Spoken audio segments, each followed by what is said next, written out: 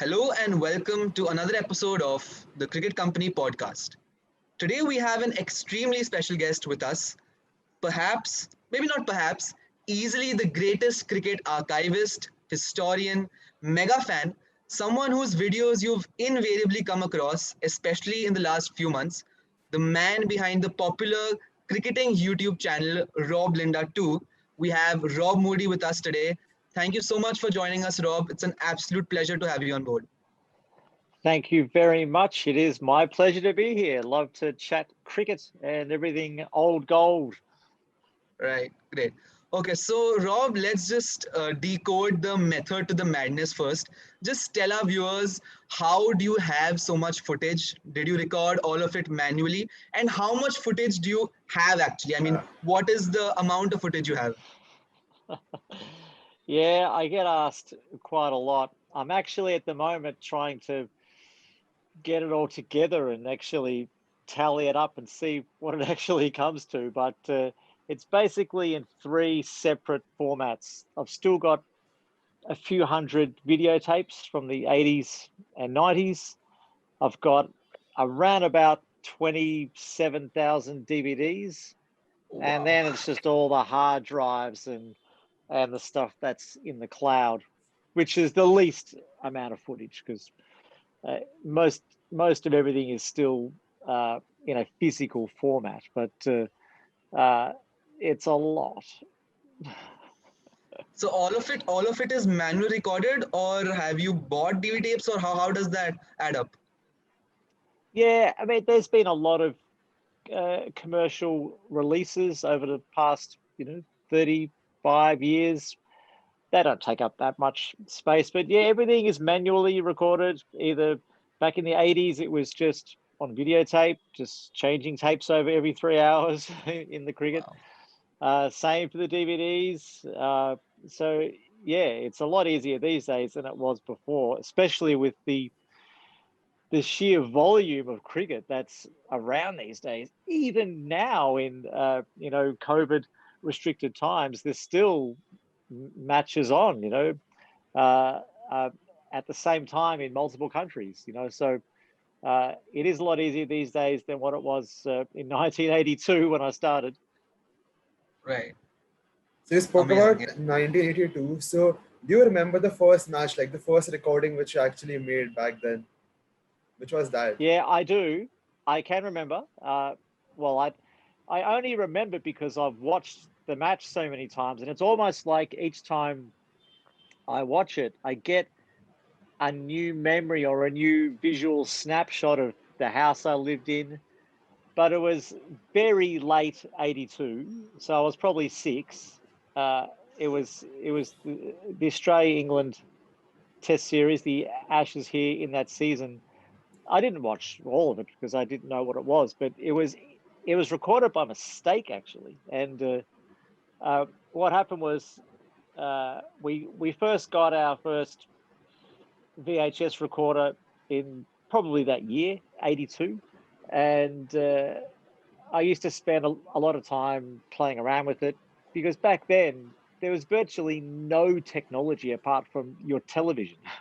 Like Right. there was no tech in the house. So when we got this VCR, and it was this massive clunky piece of junk that was big and difficult to operate. But I used to spend hours just playing around with it, seeing what it would do. And my dad would record old 50s and 60s movies off the TV. And there was a couple of times where he'd be rewatching an old tape. And when the movie ended, there'd be cricket highlights on afterwards if it was on Channel 9. So Right. I'd see the same, bit of the match over and over again. And it was like day three or something, so I never knew what happened afterwards. Right. And so I started to think that, what is this business with cricket? Why are they saying, we'll see you tomorrow? Surely this match goes for one day, right? How long does this game go for? So I eventually figured it out. And within a year or so, I started to record more. But then I went back and watched all of my dad's tapes to see what other highlights he recorded by mistake at the end. So those were the first ones that I still have. but weren't recorded by me personally, but my dad. But within a year, I started to look up the TV guide and see what was on. Remember, there's no internet yet, 82, 83. So everything is in physical format, So even trying to find out when the next match was almost impossible. You couldn't just look it up. You had to wait until the TV guide came out so he could find out. So it's almost unfathomable to think that back that far and how you actually lived, your life. Right. So you spoke about how there was no technology, no internet at that time. So what actually kept you going during that time? Like what was the motivation behind recording so many matches which people treasure now? Well, you see, back then there was nothing shown in the winter. And when I realized that the season did have an actual ending, I mean, this was mortifying. Like I realized that if I didn't record the matches in the summer, I'd go all winter with nothing. So I figured out that I had to tape as much as possible just to get me through the winter, because it wasn't until the mid-90s that we got to see regular cricket from the English cricket season. That's our winter, which was awesome. But back in the 80s, it was the longest winter you could imagine. It just seemed to go forever. And when the season ended in February or early March, I mean, mid-October seemed years away. Right. And so each winter I used to just think, okay, I've got to get more tapes. Got to make sure I get a system where I can tape everything I can, so I Right. don't miss out. Right. So Rob, it's a well-known fact that you do not monetize your YouTube channel. So you started off in childhood, but what kept you going through the ages? I mean, how do you find the time? We know you play the guitar, you are into music, but how do you find the time in the recent years to do what you started off doing long back in the 80s? Yeah, it did get a lot easier. Well, firstly, it became a lot more exciting. I mean, how good were the 1990s? I mean, from an Australian point of view, that was the birth of our great team, but also internationally, growing up being the same age as some of the players who were coming into the game. Like, Right. I was, 12 when Tendulkar debuted, and Brian Lara the next year. You saw these players coming into the game, and just seeing them on TV was amazing. Uh, but going into the 2000s and the last decade, it has gotten easier to record the matches because I can do it remotely. I can do it from my phone, from my iPad. I can got a good system at home, so I can get things recorded nice and easily. Everything's digital, so it's so much faster. It's easier to store the matches, and how can you stop like something that you've been doing for almost 40 years? Right. It's how can you stop? And it's great. I mean, how it's so awesome. It's so many days I'll sit down and think of some old match to watch, and I just find something and I think, man, it's so good. I kept this game. I kept this footage, and not just highlights either, but the full game. You miss out on so many things if you just keep the short highlights of uh, uh, any match. And if I'd kept to just recording the highlights, I probably would have saved myself a lot of time. but but there's so many things that I find now, even going back into old matches and watching an entire day's play from the 80s or 90s, I understand the commentary more than I did, say 5 years ago, 10 years ago. Um, and things like that. And just to see a completely different era and see the relaxed atmosphere. Commentary's a lot busier now, but it was so much more relaxed and analytical in the viewer's favor 20, 30 years ago. Right. So this would be a really difficult question considering how many recordings you have. But can you tell me your three favorite recordings, any three favorite moments or complete matches which you cherish watching even now? Yeah, well, there's a few. It's not that hard. I mean, growing up, as an Aussie in the 80s, you were used to being just completely obliterated by the West Indies every year. It's almost like they lived here. Like they came here almost every season, bar about 2 or 3. And so when we finally beat them, and in '95, that was the first time that anyone had beaten them in a long time. Right. 15 years is a long time, and that was pretty amazing because it was at about 5 o'clock a.m. when the last wicket was taken, and I just couldn't believe it. I thought, wow, this seems insane. And turns out it was right, because what a huge moment in the entire cricket universe, where the West Indies just Right. never, not only did they not come back to it, they plummeted to the worst team in the world, which is just unbelievable, Right. that could actually happen. Current fans just don't understand how almost impossible it was for any team just to compete. So that'd be number one. Uh, Two would be the 1992 World Cup. Even though Australia didn't do so well, that's never really bothered me. But it was just a spectacle, because that month was just crazy here. There's so many matches. South Africa had come back in, and everything seemed different. They added a different spice. You saw Alan Donald, Jonty Rhodes, Right. these sort of guys. That seemed really big, at the time. And I guess the third one is probably just seeing someone like Adam Gilchrist just completely change the whole dynamic of what you can do from his position in the test team. Was perfectly fine to average 28, 29 with the bat, score 100 or two in your whole career. But now he set the standard so high that it's changed how everyone coaches wicketkeepers. And just seeing how exciting it was to actually, for the team to be 5 wickets down. Like, it was exciting when that happened, Right. Right. because you Right. saw Gilchrist come out, and you Right. saw the other teams go, all right, this is it now. This is the match. Like, they're 5 down.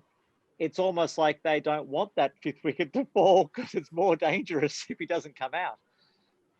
And that was Right. pretty good. Just to see him dominate attacks coming in at, as he did fair often, coming in at 5 for 100 or 5 for 180. He actually did do his best work when Australia were in trouble, and that was pretty great to see. Right. I think we did not witness the peak of Gilchrist, but we've heard a lot of stories Yeah, from our definitely. parents and about Gilchrist. And who will forget the 149 in the 2007 World Cup final, right? I mean, opening the batting, that was something which we witnessed. So we know the kind of impact you would have had in the yesteryears. So, Rob, just tell us, you have 800K subscribers on YouTube. I mean, the journey might not have been easy to deal with the copy strike system, right? So, how have you gone about that? Or that's been a on and off tussle, or it's become better now? How do you deal with copyright strikes? I think it's become better now, but you've got to be clever. When I started, there were a few cricket channels, probably about 10 that I kind of liked, but you had low expectation back then. 2 or 3 videos on certain channels. But I had no aspirations at whatsoever. Um, and But before I knew it, all those channels were gone. They just get terminated. And I noticed a constant theme in that they were always uploading matches that were either current or fairly recent. And I had a few friends who were talking about old cricket, and I thought, well, if you want to see some matches, I'll chuck them up onto YouTube. So I did. Uh, but I tried to steer clear of uploading anything that wasn't old. But it's pretty difficult. Eventually, the copyright police came my way, and it became a constant problem, only because the goalposts kept moving, as they say. Like, I would get told one thing, but then they would, they'd change their mind, and this series was now banned from uploading, and now this one is. And of course, you don't know. You only know when you get a copyright strike, Right. so it's kind of Right. unfair.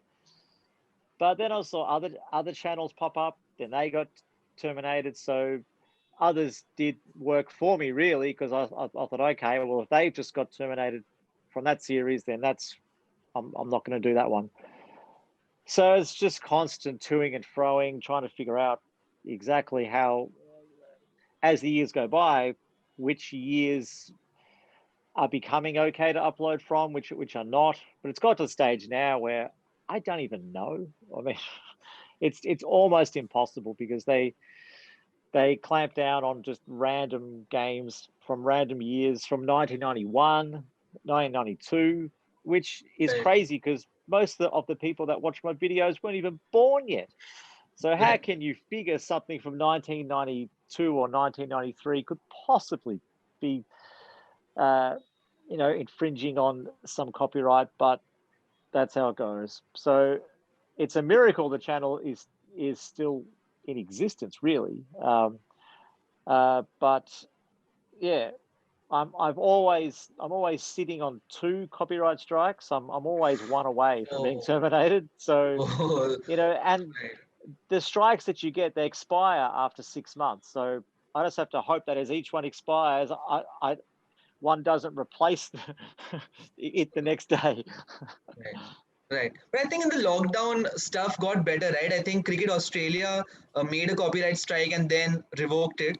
As you've gained more popularity amongst the cricketers as well, I've seen you interact with Shoaib Akhtar, Adam Gilchrist himself as well. Do you think the last 6 to 8 months have helped you in that ways get a global presence, and now cricketing bodies take you as another cricketing presence, or do you think they still come hard on you? No, I don't think it's made any difference, but I'll tell you Okay. why.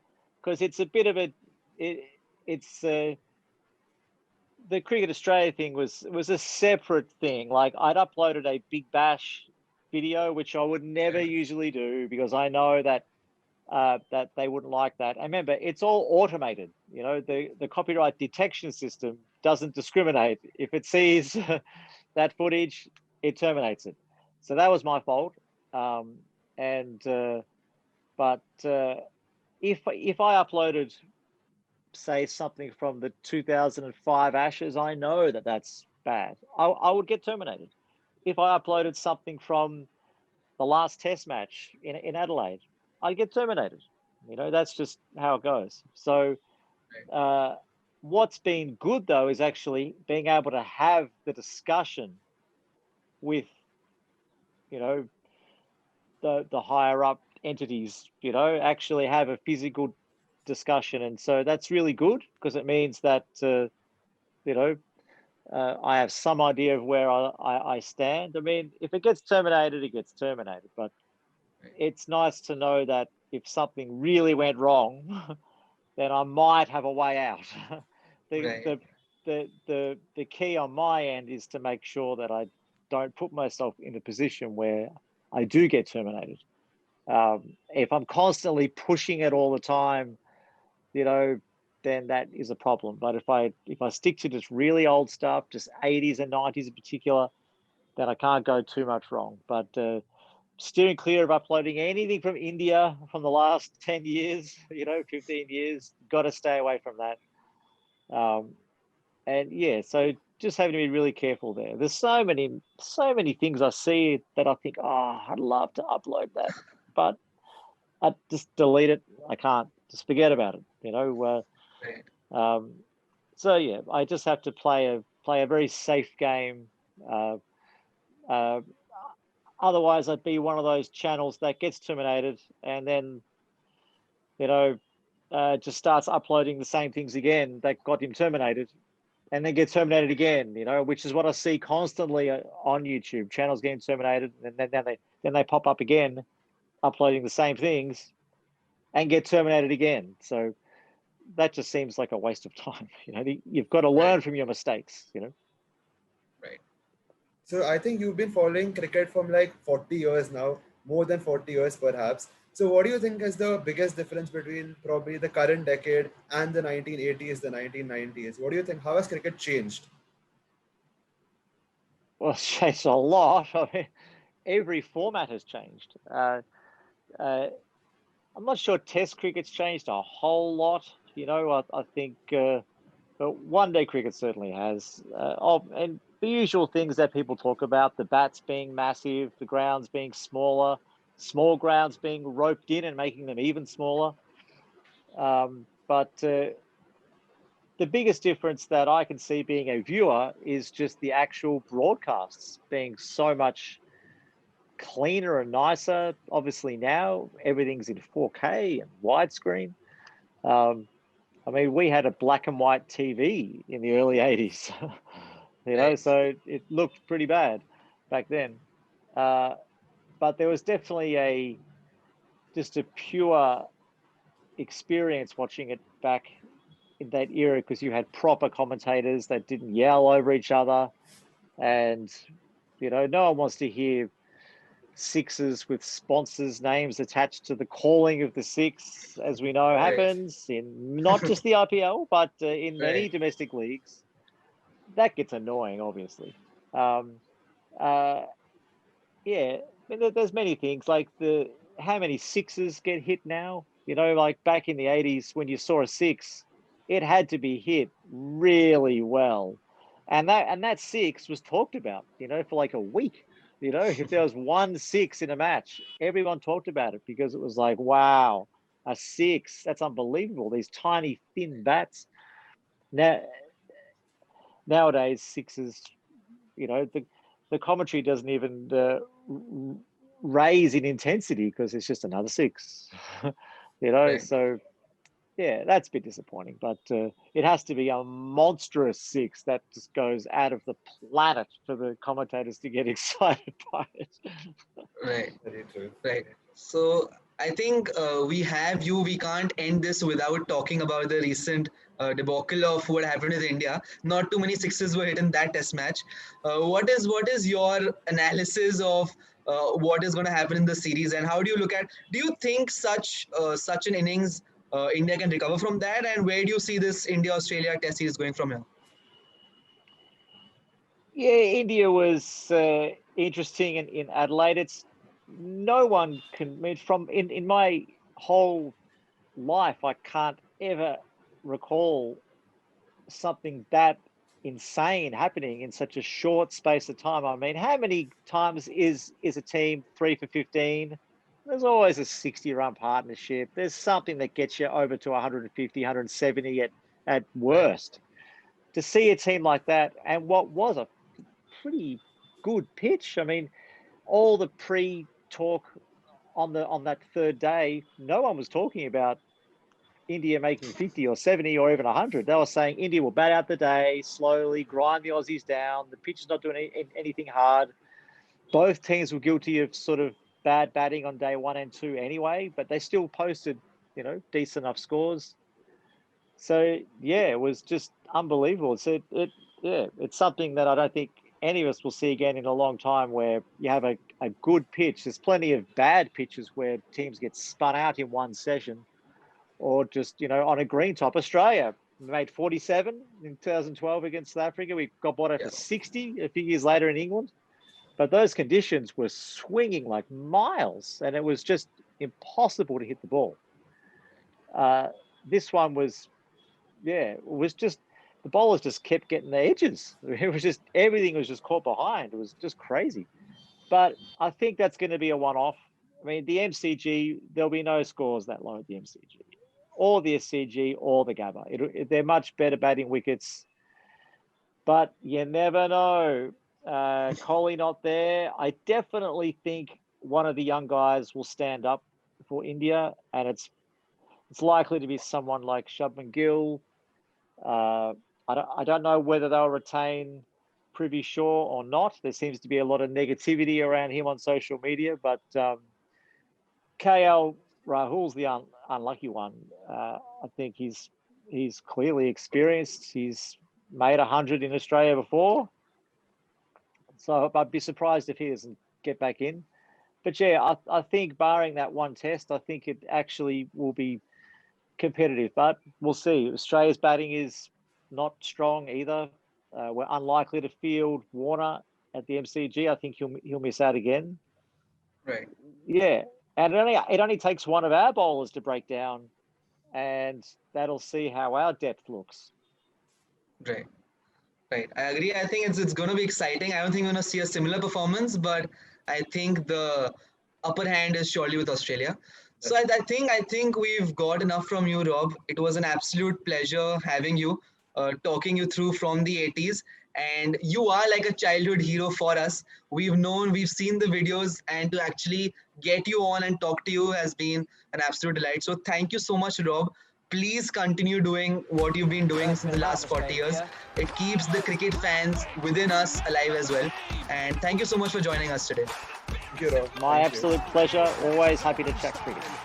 Thank you, Rob. Thank you so much. The Cricket Company Podcast.